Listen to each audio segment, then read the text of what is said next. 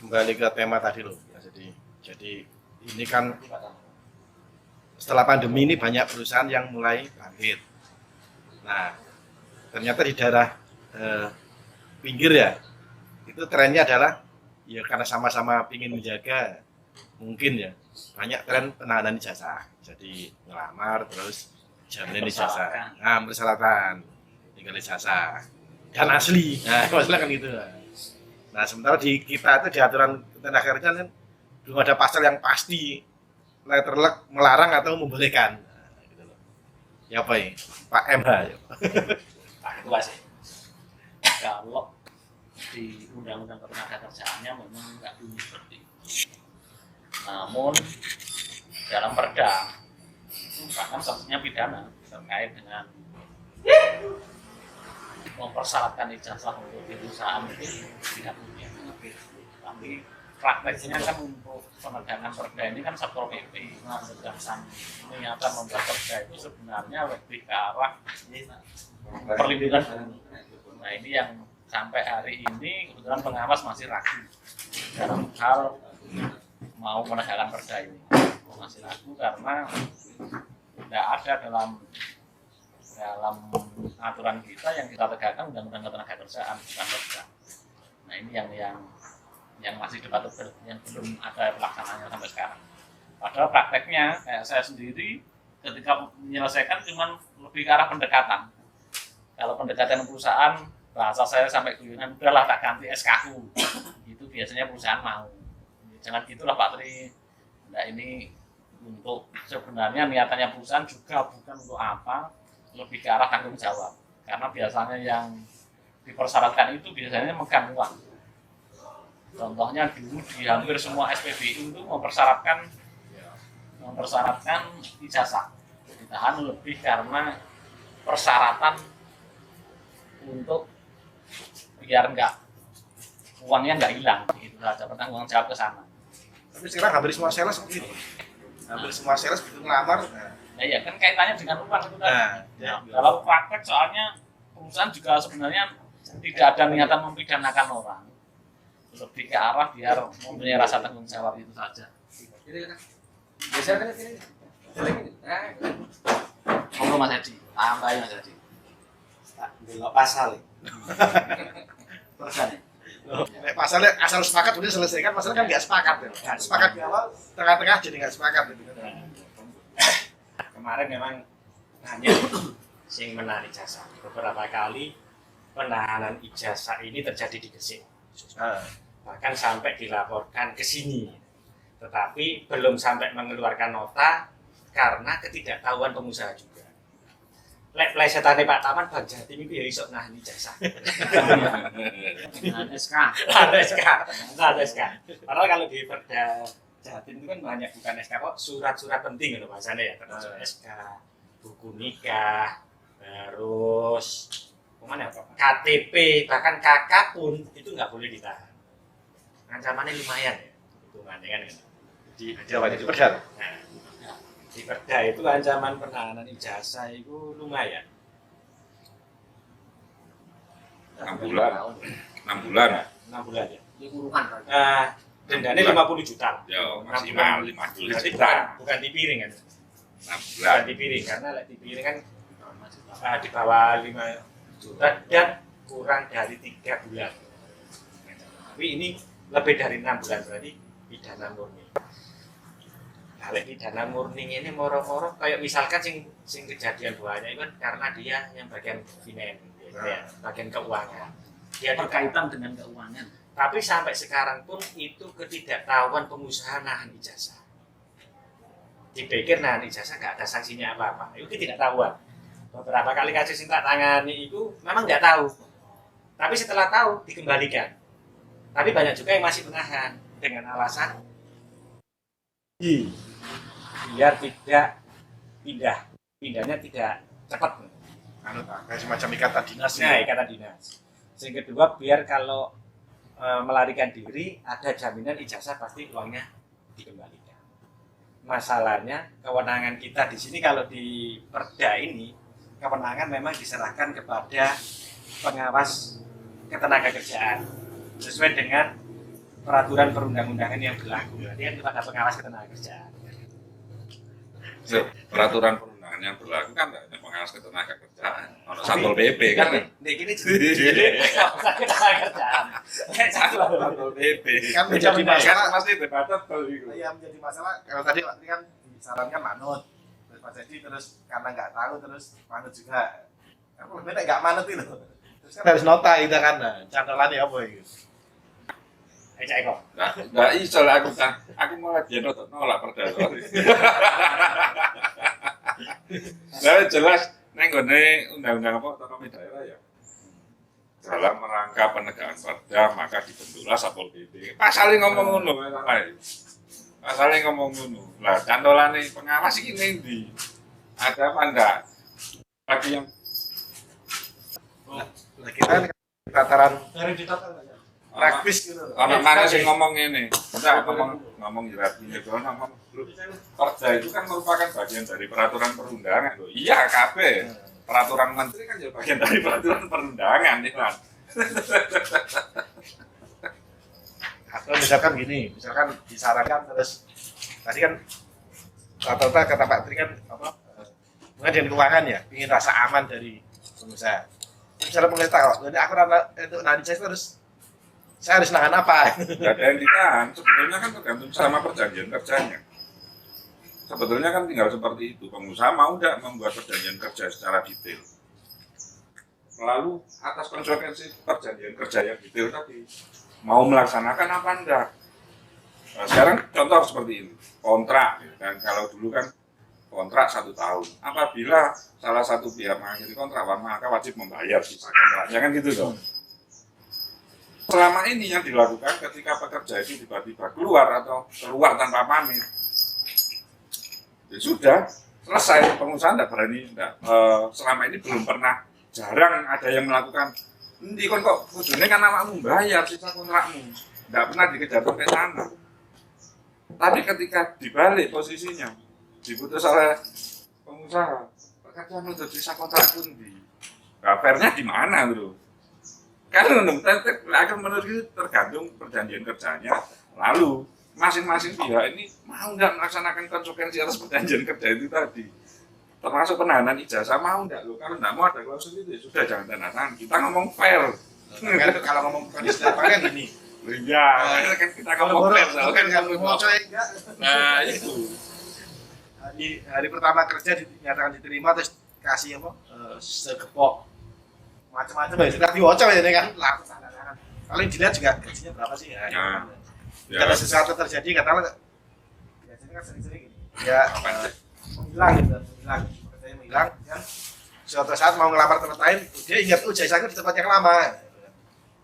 Nah, itu biasanya masalahnya di situ. Ya pada akhirnya kan penyelesaiannya bisa menggunakan pendekatan. Kalau ngomong cantolan nanti kan ya repot.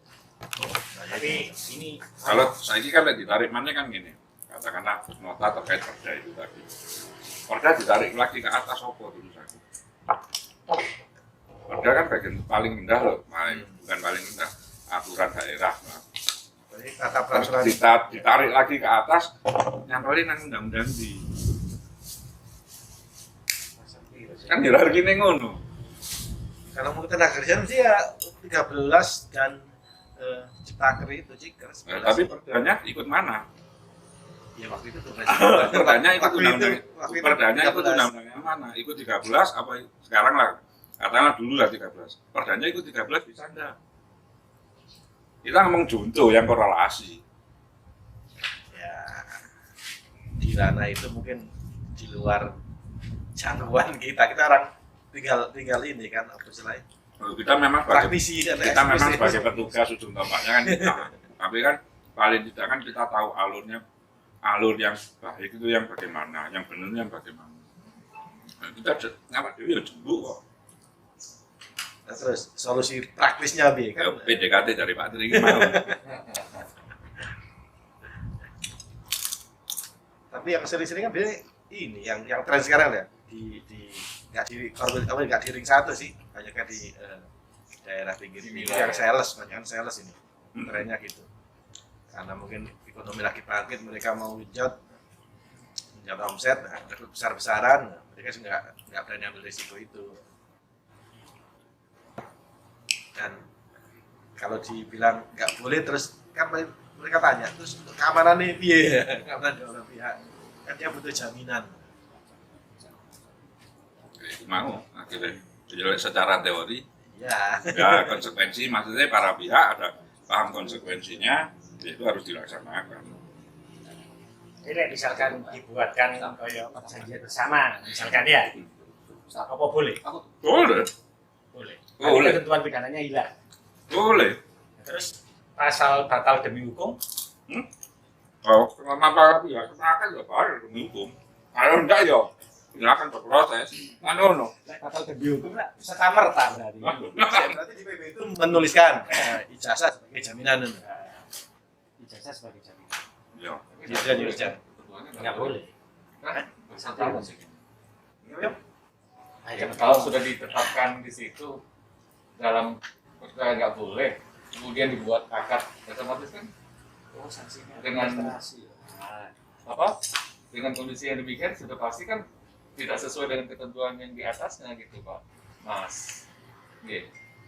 Oh, iya. Pengalaman saya selama ini menangani kegiatan penahanan ijazah itu pada saat yang bersangkutan membutuhkan ijazahnya, dia melakukan upaya pembelaan bahwa penahanan ijazah itu salah, lantas mengadu ke kami. Nah, kemudian kami tidak semata-mata menampung sepihak apa yang dia sampaikan, akan tetapi kami melakukan upaya juga kunjungan kepada pihak perusahaannya. Nah, dalam kondisi yang demikian, diketahuilah bahwa yang bersangkutan yang mengadu ke kami itu dia mempunyai masalah. Jadi sejak awal dia sudah komitmen menandatangani perjanjian dengan pihak perusahaan, sudah tentu dengan penahanan ijazahnya. Dan pada saat dia mengadu, kemudian dia dengan tiba-tiba mengajukan resign, dan pada saat itulah dia punya masalah. Dia mempunyai apa? Kayak di koperasi misalnya, dia itu tagihan apa?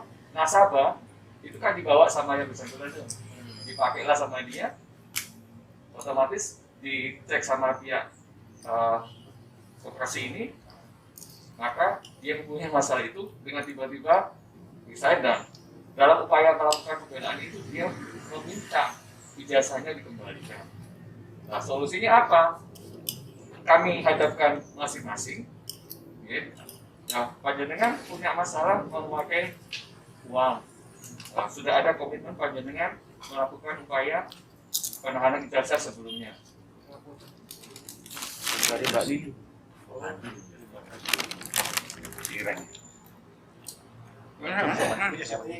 Maka Intinya penahanan ijazah itu sudah ada perjanjiannya, gitu ya. sebelumnya sudah ada perjanjiannya. Jadi dia setuju, dia mengakui, tapi di tengah jalan dia melakukan kesalahan memakai uang nasabah. Nah, pada saat itu dia sudah banyak menggunakan nasabah, dia kesulitan untuk mengembalikan keuangannya. Dia dengan tiba-tiba resign. Nah, otomatis pihak koperasi ini kan juga ada gelagat yang tidak baik di sini. Nah, dia memanfaatkan alasan penahanan ijazah itu salah, dibuat untuk pembelaannya dia. Nah, komitmennya setelah kita ketemukan masing-masing, silakan kalau memang panjenengan membutuhkan ijazahnya, sesuaikan dulu kewajibannya panjenengan untuk mengembalikan uang yang sudah panjenengan pakai.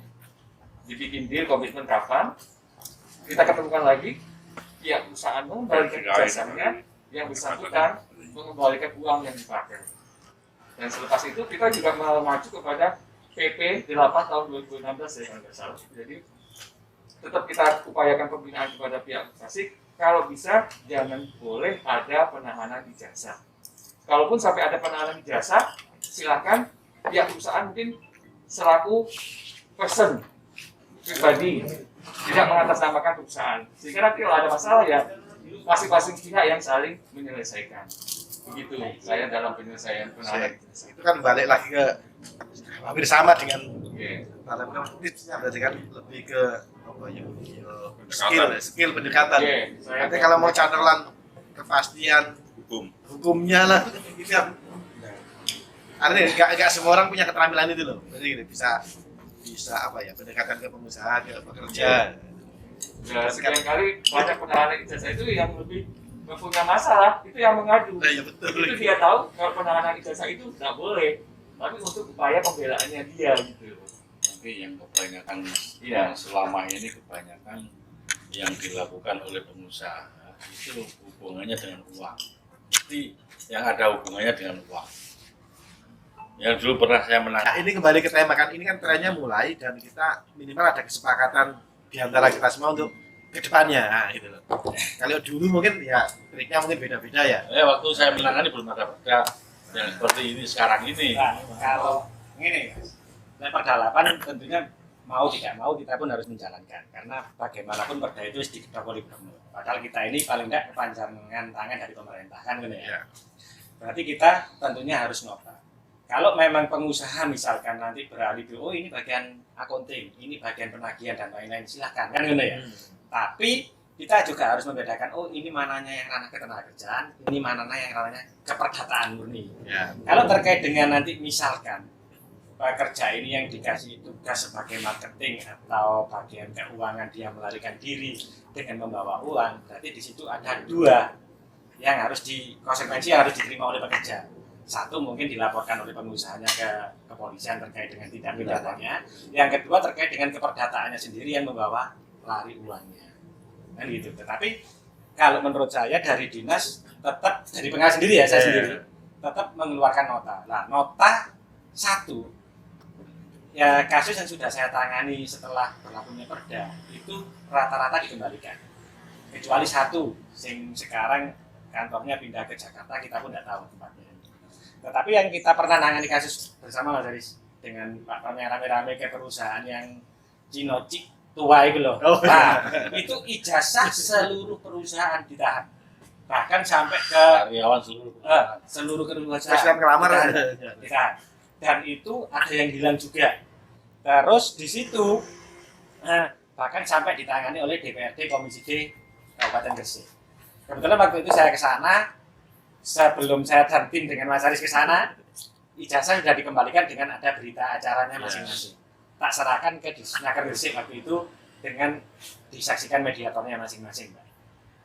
Tapi ranahnya bahkan itu sudah unjuk rasa sampai level desa pun ikut unjuk rasa. Karena rata-rata karyawan di situ. Nah, sekarang pekerja ini pengusaha ngerekrut yang dari luar pulau, pekerjanya. Tapi intinya kalau penahanan ijazah kita sesuai dengan perda, entah perda ini bisa diakomodir oleh pengawas atau tidak, tetapi kita wajib mengeluarkan nota 1, nota 2, dan akhirnya melakukan penyidikan sesuai dengan yang di perda tersebut.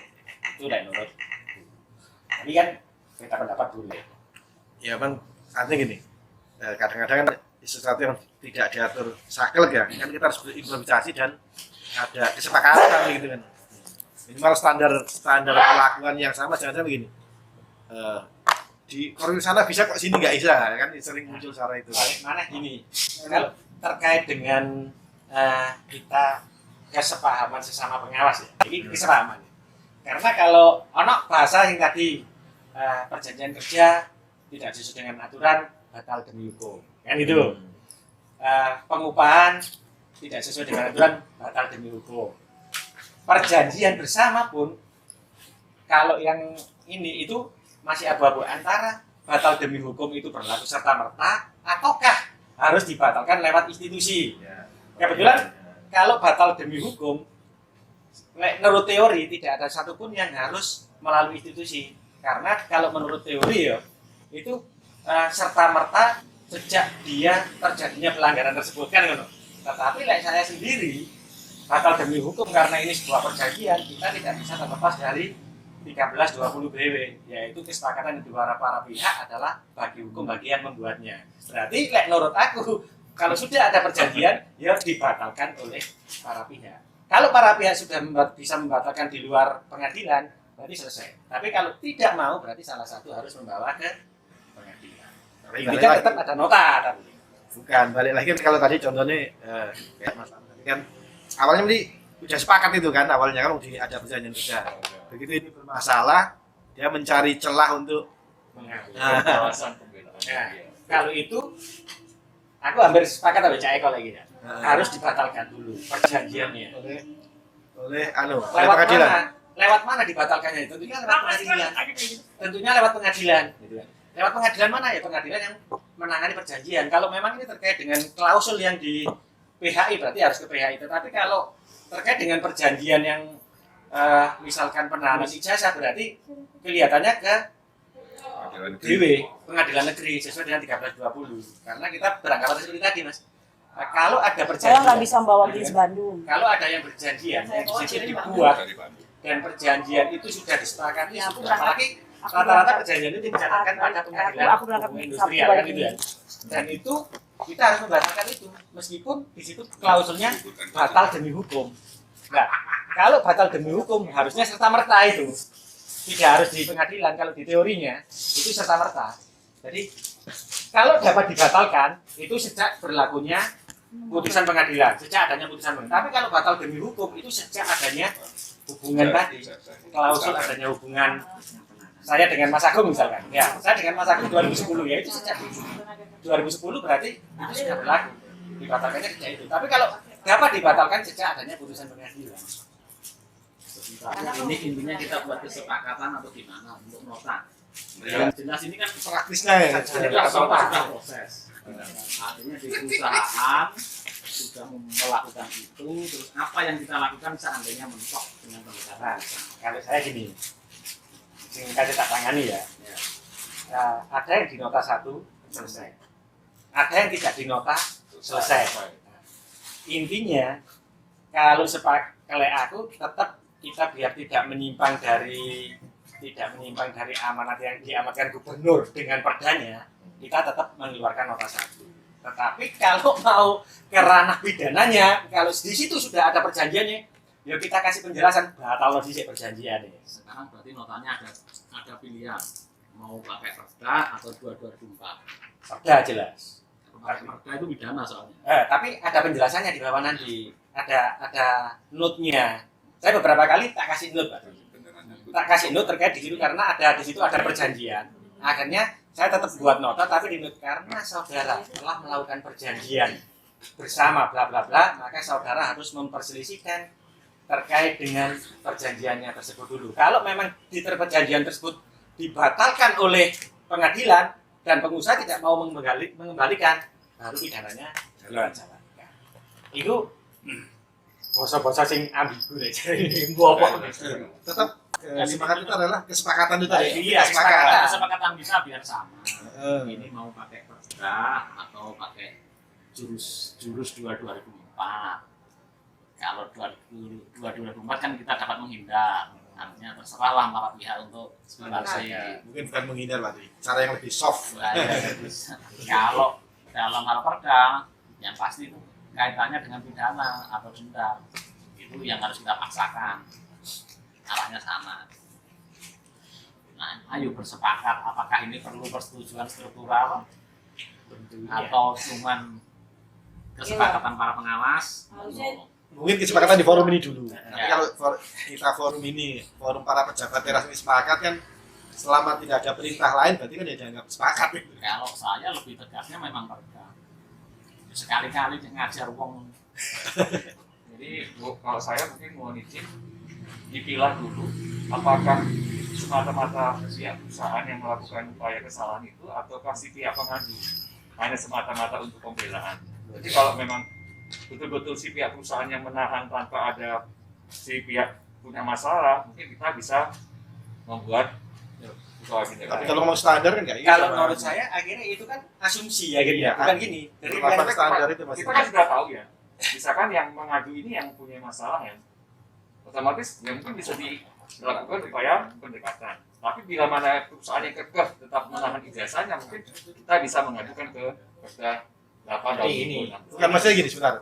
Kalau beliau kan mendalami dulu ini, kalau tadi kan panjang ya. Hanya kalau kita masih ini, kita ada poin penahanan ijazah, kita nggak usah melebar urusannya lain-lainnya gitu kan. Fokus ke dengan perda harus sepakat. Jadi kalau saya berpendapat gini, apapun alasan pengusaha, apapun alasan pekerja, kalau namanya sudah aturan, kudunya aturan. Tetapi itu hanya sebagai suatu bahan pertimbangan.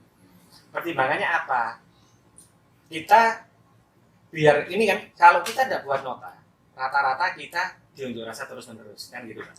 Tetapi tetap dibuat nota, tetapi ranahnya diperdatakan, bukan dipidanakan. Jadi nota itu tetap ada, tetapi kalau di situ sudah ada perjanjian berarti ranahnya sudah bukan pidana lagi, tapi perdata karena sudah ada perjanjian. Beda kalau belum ada. Seringnya gini loh, di perjanjian mungkin nggak tertuang ya, tapi begitu di persyaratan di samkah atau di apa syarat itu disyaratkan biasanya. Kalau disecarakan secara lesan berarti kita anggap itu tidak ada, karena tidak ada bukti yang bisa membuktikan bahwa perjanjian penyerahan ijazah itu biasanya banyak juga penyerahan ijazah yang tidak dikasih tanda terima. Nah, Tanpa tanda terima, betul. sering. Saya 2 kali menangani itu tanpa ada perjanjian, hanya lesan, tanda terima pun nggak ada. Akhirnya untuk meden-medeni dikembalikanlah ijazah itu, karena kita tidak tahu. Tetapi kalau kita lebih amannya dari pemerintah, ya kita tetap membuat nota. Dari nota 1, nota 2 misalkan sudah dikembalikan, berarti kan kita sudah selesai. Berarti pidananya kan gugur. Kalau nota sudah nota 1 dijalankan dengan mengembalikan ijazah, berarti kan sudah gugur. Apapun alasannya yang dikatakan Pak Slamet tadi, misalkan, oh karena dia memegang uang, itu bukan suatu alasan, karena sudah perda. Ini sudah undang-undang, nggak bisa, ini kan. Ya, itu urusan personal. Itu personal. Kalau perdanya sudah muncul berarti nggak ada Nggak ada alasan apapun. Nggak ada. alasan seperti Pak Sama tetap utarakan tadi nggak Kita, aku sepakat nota. Tetapi kalau sudah ijazah dikembalikan, berarti selesai. Baik. Ya, tapi yang diutamakan dulu pendekatan. Itu beda. Lah ya, tempat disarankan pada waktu kita memeriksa, kita omongi pengusaha ini dikembalikan dulu apa enggak. Kalau nanti nggak dikembalikan, ini ada muncul di nota nanti ada muncul Beberapa kali, itu beberapa kali tak bikinin gini Pak Mat.